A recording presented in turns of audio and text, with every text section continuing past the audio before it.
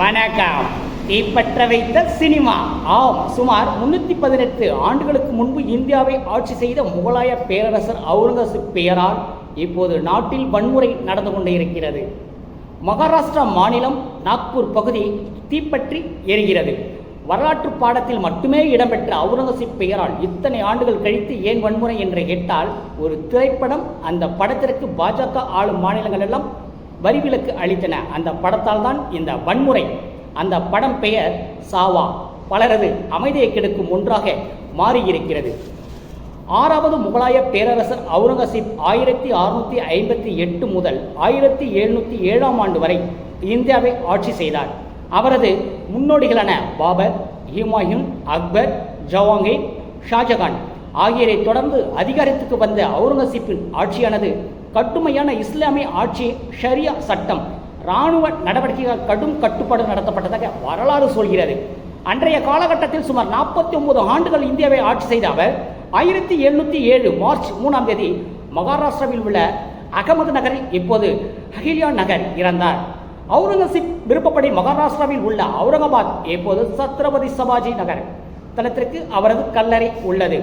தன்னை அடக்கம் செய்ய தேவையான நிதியை தானே திரட்டினார். அவர் தயாரித்த தொப்பிகளை தைத்தும் குரான் எழுதியும் பணத்தை சம்பாதித்தாக நம்பப்படுகிறது.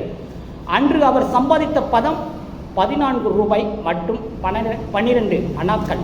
மற்ற முகலாய பேரரசர்களுக்காக கட்டப்பட்ட பிரம்மாண்ட கல்லறைகளைப் போலல்லாமல் அவுரங்கசீப்பின் கல்லறை அலங்காரமற்றது. கல்லறையை சுற்றி இப்போது உள்ள பளிங்கு பகுதி பின்னர் பிரிட்டிஷ் ஆட்சியின் போது கலெக்ஷன் பிரபுவால் அமைக்கப்பட்டது. இவையெல்லாம் வரலாற்று தடங்கள்.